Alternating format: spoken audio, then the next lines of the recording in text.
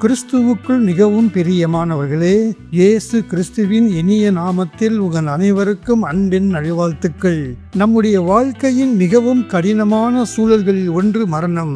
ஆனால் வேதத்தின் அடிப்படையில் ஒரு விசுவாசிக்கு துக்க வீடு என்பது வெறும் அழுகைக்கான இடம் மட்டுமே அல்ல, நம்முடைய நிலையற்ற வாழ்வை உணரச் செய்யும் இடம், நித்திய வாழ்வின் மேன்மையை நினைவூட்டும் இடம், உறவுகளின் மதிப்பை உணர்ந்து கொள்ளச் செய்யும் இடம், தேவனே கடைசி வரை நம்மோடு இருப்பார் என்ற உண்மையை அறிவிக்கும் இடமாக இருக்கிறது.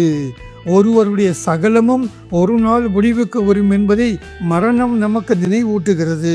நாம் இங்கே நிரந்தரமானவர்கள் அல்ல என்பதை உணரும் போது நம்முடைய கர்வமும் வீண் பிடிவாதங்களும் மறைகின்றன. இந்த உலகம் தற்காலிகமாக நாம் தங்கும் சத்திரம் என்பதை துக்க வீடு நமக்கு உறக்கச் சொல்கிறது. மரித்தவர்கள் எங்கே செல்கிறார்கள் என்ற கேள்வி எழும்போது இயேசு கிறிஸ்து அருளும் நித்திய ஜீவனின் முக்கியத்துவம் நமக்கு விளங்குகிறது. ஒருவர் மரித்த பிறகு அவரோடு பேசவோ அன்பு காட்டவோ முடியாது.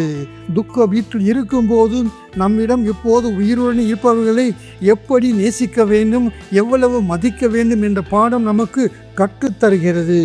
மன்னிப்பதற்கும் நேசிப்பதற்கும் நாளை வரை காத்திருக்க கூடாது என்பதை துக்கவெளி நமக்கு கற்றுத்தருகிறது. மனித ஆறுதல்கள் ஒரு எல்லை வரைத்தான் செயல்படும். ஆனால் மரணத்தின் பள்ளத்தாக்கு நடக்கும்போது தேவன் நம்மோடு இருக்கிறார் என்ற உண்மை அங்கே தான் ஆழமாக உணரப்படுகிறது. காயப்பட்ட இதயத்தை ஆற்றும் வல்லமை தேவனுடைய வார்த்தைக்கு மட்டுமே உண்டு. துக்க வீடு நமக்கு மரணத்தை பற்றிய பயத்தை அல்ல, மாறாக வாழ்க்கையை எப்படி அர்த்தமுள்ளதாக வாழ வேண்டும் என்ற ஞானத்தை தருகிறது. ஆகையால் உலகத்தின் மாயையை விடுவோம், நித்திய வாழ்வை பற்றி கொள்வோம், உறவுகளை மதிப்போம், கர்த்தரின் ஆறுதலில் இளைப்பாறுவோம்.